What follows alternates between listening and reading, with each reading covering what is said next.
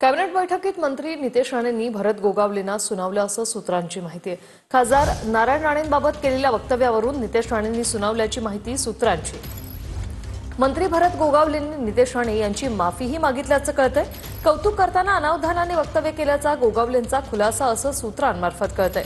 तर पुन्हा असं वक्तव्य खपवून घेणार नाही असंही त्यांनी नितेश राणेंनी म्हटलंय। नेमका हा काय वाद होता पाहूया। नारायण राणे साहेब एवढ्या उंचीवरती जाण्यासाठी सहजासहजी नाही मिळालं।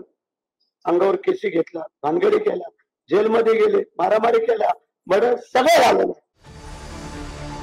केंद्र सरकारमधले माजी मंत्री, महाराष्ट्र राज्याचे माजी मुख्यमंत्री आणि विद्यमान भाजपचे खासदार नारायण राणेंबद्दल मंत्री गोगावलेंनी धक्कादायक विधान केले। नारायण राणे हे राजकारणात इतक्या उंचीवर सहज गेलेले नाहीत। अंगावर केसेस घेतल्यात, भानगडी केल्यात आणि जेलमध्येही गेलेत, मारामारी केलीये, मर्डर सगळं झालेलं आहे आणि हे कुणी वेगळं सांगण्याची गरज नाही। गोगावलेंच्या याच विधानावरून विरोधक सवाल करतात, तर सत्ताधाऱ्यांना उत्तर देताना त्यांची चांगलीच दमछाक होती। त्यावेळेला बाळासाहेब असतील, नारायण राणे साहेब असतील, अनेक नेते मंडळी आम्ही जवळून पाहिलेले।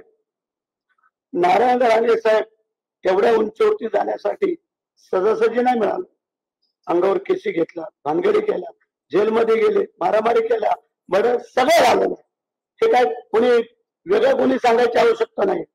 विवेकला सांगत ना आम्ही भानगडी करा, आपल्याला जोडून चालायचं, पण त्यांच्या पण काही मंडळींनी थोडं आम्हाला पण जोडून घ्यायला पाहिजे, हा आमचा सल्ला, बाकी काय नाही। एकीकडे नारायण राणेंचे पुत्र आणि भाजपचे मंत्री नितेश राणेंचा दावा आहे की नारायण राणे यांच्यावर मर्डर केसचं कोणतंही पोलीस रेकॉर्ड नाहीये। मात्र खुनाचे आरोप होणं आणि प्रत्यक्ष खून करणं यात फरक असल्याचं विधान शिंदेचे मंत्री सरनाईकांनी केलंय। असं आहे, मी ते एक तर भाषण ऐकलेलं नाही। एक दुसरं, आदरणीय राणे साहेब हे महाराष्ट्राचे मुख्यमंत्री राहिलेले आहेत, असा कुठलाही पोलीस रेकॉर्ड त्यांच्या मर्डर केसचा नाही, कुठलाच पोलीस रेकॉर्ड नाही। कदाचित गोगावलेजींना पूर्ण माहिती नसेल। आज संध्याकाळी चहा पाण्याच्या निमित्ताने माझ्या खांद्याला खांदे लावून उभे असतील तर थोडी चहा त्यांना माझ्या वतीने देतो आणि त्यांच्या ज्ञानात थोडा भर टाकतो। गोगावले असं म्हणाले की सर्वसामान्य शिवसैनिक, सर्वसामान्य बाळासाहेबांचा कार्यकर्ता हा भांडण करून, तंटे करून, सर्वसामान्यांना न्याय देऊन, अंगावर केसेस घेऊन मोठा आलेला असतो आणि खुनासारखे गंभीर आरोप सुद्धा त्यांच्यावर लागलेले असतात। खून करणं आणि खुनाचे आरोप असणं हे वेगवेगळं आहे। त्यामुळे त्यांच्या केलेल्या भाषणाचा चुकीचा अर्थ लावून मीडियाने उगाच काहीतरी वातावरण तापवून याच्या मागची भावना काय याचा विचार करावा। खुनाच्या आरोपावर अनेक लोकांवर गुन्हे दाखल आहेत, परंतु नंतर ते निर्दोषत्व सिद्ध होत। खुनाचे आरोप असू द्या किंवा मारामारीचे आरोप असू द्या, गुंडगिरीचे आरोप असू द्या, राजकीय पक्षाचे नेते म्हटल्यानंतर त्यांच्यावर जी काही आंदोलनाचे गुन्हे आहेत ते होतच राहतात।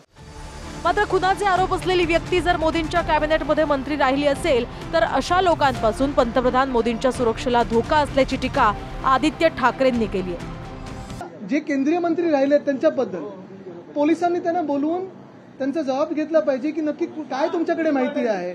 चौकशी दोघांवर केली पाहिजे की कुठच्या मर्डर झाले आहेत, कुठचे आरोप झालेले आहेत आणि हे खरं मुख्यमंत्र्यांनी बोलून घेतलं पाहिजे। कारण जर असे मर्डर करणारा व्यक्ती प्रधानमंत्र्यांच्या बाजूला कॅबिनेटमध्ये बसत असेल तर प्रधानमंत्र्यांच्या देखील आपण पाहतो सुरक्षेला मोठा धोका आहे। नाही, अत्यंत अशा प्रकारचं वक्तव्य असेल तर ते दुर्दैवी आहे।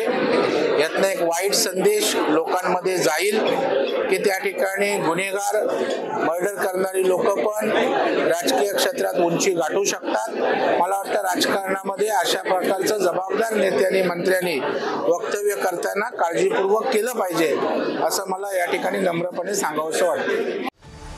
दरम्यान विद्यमान सरकारनं 100 दिवसात काय केलं असा सवाल करत ठाकरे गटाच्या सचिन अहिरांनी सत्ताधाऱ्यांचे दमदाटीचे दाखलेही दिलेत। काही महिन्यांपूर्वी शिंदेचे आमदार प्रकाश सुर्वेंनी विरोधकांचे हातपाय तोडल्यावरही टेबल जामीन करून देण्याची भाषा केली होती। कुणी आरे केला तर त्याला कार्य करा, ठोकून करा। प्रकाश सुर्वे इथे बसलाय, ठोकून करा। हात नाही तोडला, तोडता आला तर तंगडी तोडा। दुसऱ्या दिवशी जामीन, टेबल जामीन करून देतो मी, चिंता करू नका। भरत गोगावलेंनाच मला असं वाटते प्रमुख प्रवक्ता मंत्रिमंडळाचा केलं पाहिजे। आणि मला असं वाटते 100 दिवसाचा जो अहवाल आला त्यात पहिला शीर्षामध्ये याची सुरुवात त्यांनी केली पाहिजे की बा या 100 दिवसामध्ये या सरकारने काय मिळवलं. आपण अनेक आमदारांना सांगितलं बघितलं असेल की तुम्ही या हातपाय तोडा, मी बसलोय तुमचा टेबल जामीन करायला.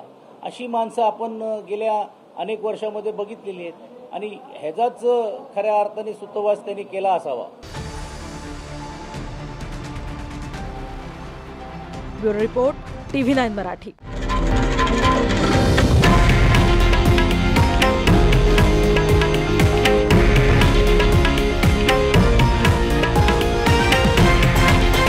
हे आहे देशातील नंबर 1 न्यूज नेटवर्क आणि आपण पाहत आहात TV9 मराठी, एकमेव.